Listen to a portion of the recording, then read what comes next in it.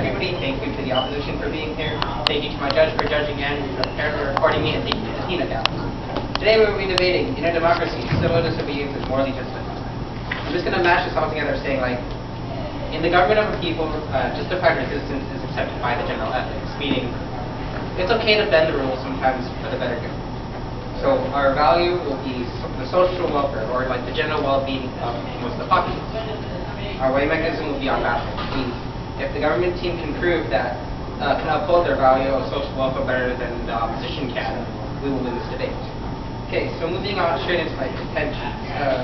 My first contention is what my team will call the status quo. Currently, in democracies, civil disobedience is already there, and it is allowed and is morally justified. For example, the fall of the Berlin Wall. That was a rise against the government by the people.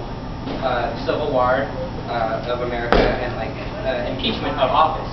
All these are fall under the category of civil disobedience, which means that the people are going against what the government is trying to support. This upholds our value of social welfare because the social part of it comes from the people.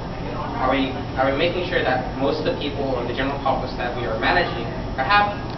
And yeah, all that.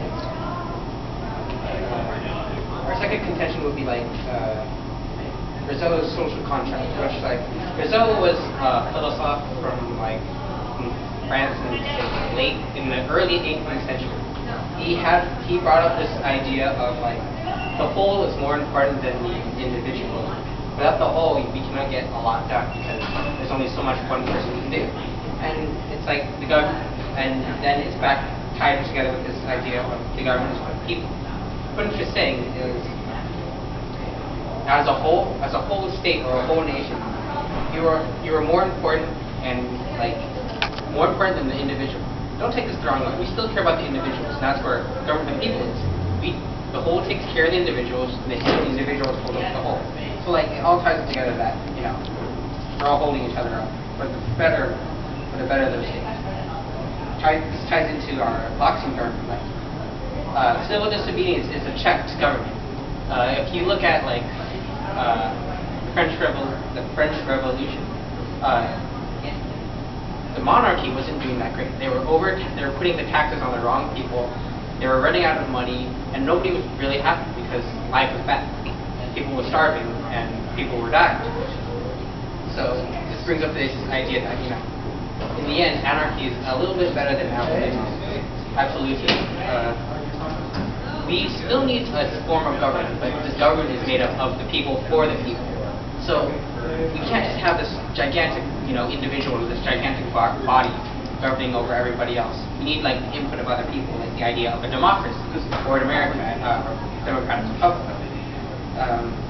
This again ties to social welfare. We're taking care of everybody that we can by allowing everybody else's voices to be heard over the government.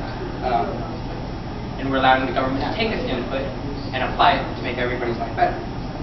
And then this brings up this idea of change for good.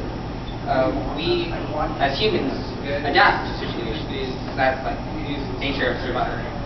We move forward and we try to fit into these situations.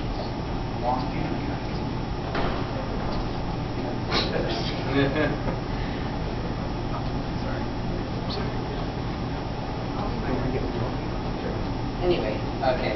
The change of good. The idea of evolution to better ourselves and to survive better. Social evolution. We cannot. Kind of what Obama is saying. We need change because the situation we are in right now isn't exactly the greatest. We'll need. Continue. Sorry. We need to. We need to change because right now we're not in the greatest situation. If the government's not going to listen, the people have to speak up. There's this idea of civil disobedience. We're giving them these voices that they need to uphold what they need and what they want. Again, that's upholding our value of social welfare. We're making sure everybody that we can is happy.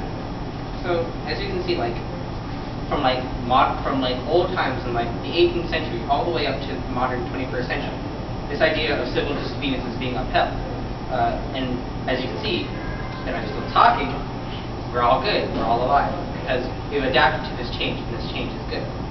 Obviously, there have been roadblocks, such as like Hitler, but again, Hitler was a great person for the wrong reasons. He created these great innovations, and if the opposition gets up here and says there is something wrong with Hitler, I will crush their contention. And for these great, wonderful contentions, I urge the government